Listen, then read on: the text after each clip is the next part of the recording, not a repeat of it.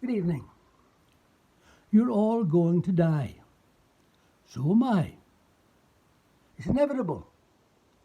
But before we begin to look at the possibles of what will happen to you, I want to give you a little bit of my homespun advice.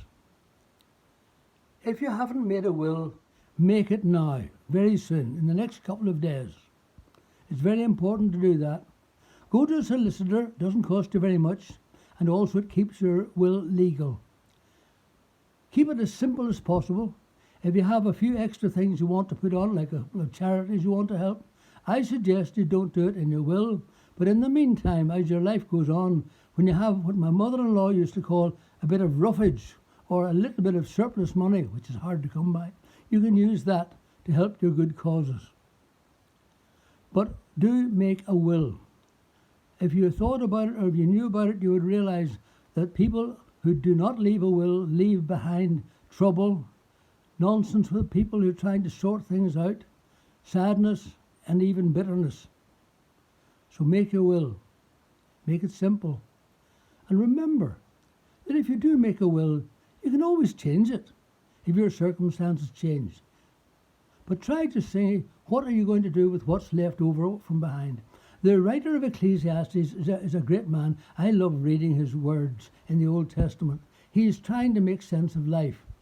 And he comes up with things like, we brought nothing into the world, and we bring nothing out of it again.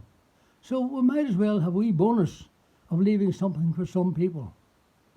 Also, he says it's a bit rough having to work all your life hard and getting no benefit from it, and then somebody else comes along without any effort at all and gets all the benefits. But be that as it may, let's look at other things. What's going to happen? In my mind, there are three possible ways of looking at it. One, when you die, that's the end of you. Full stop. No matter what you were, it's gone. Now, for me, that is very sad. It is very sad, especially because I have great respect for the people who have these views. And I believe, in my own mind, that their ability to think is of more worth, more value, than all the bits and pieces of rock skating through your universes. They have value. It's a pity that it is gone. The second possibility is that you may come back as something else. It's called reincarnation. It is a view held by many millions of people throughout the world, particularly in the East. The idea that whenever you die, you come back as some other creature, depending on what life you've lived this time.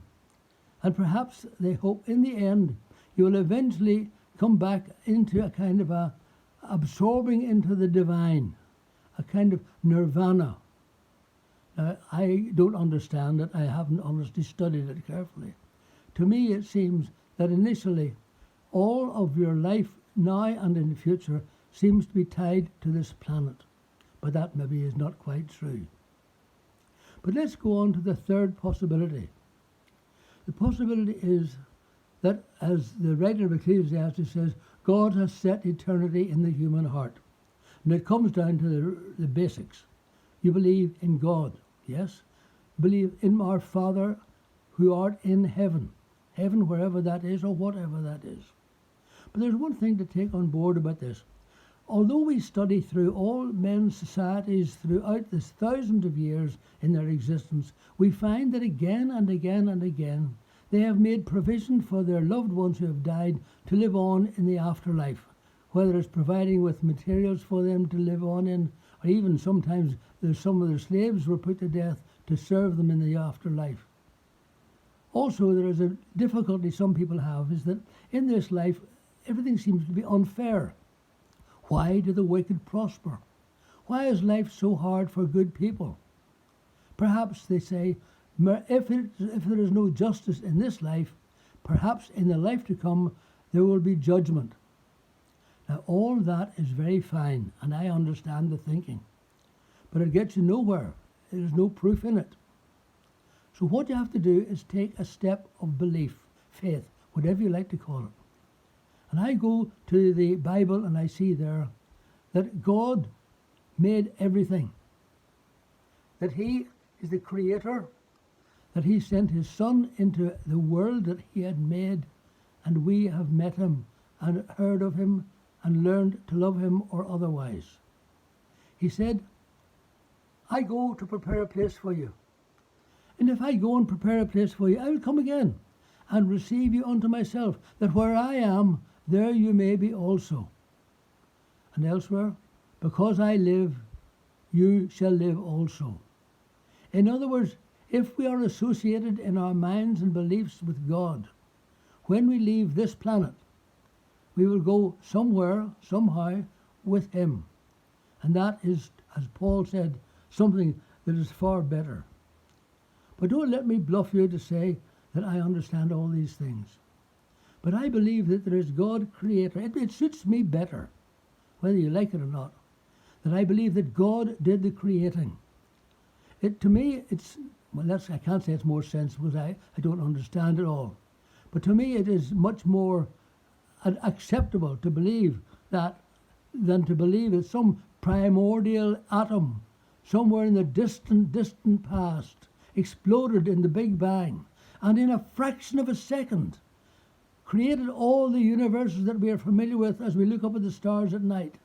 And even theoretically, someone has said that whenever that Big Bang occurred, not only could it have been that this universe was created, the one we are familiar with, but that there might have been a parallel universe created, or other parallel universes created. How do I know? Of course, I'm limited in my knowledge. I don't know much about black holes and all the dark matter and all the rest of it. But I know that if I die, which won't be that far away, I believe, I am going to go to be with God. So I don't know my future, but I'm prepared to leave it in God's hands. Thank you.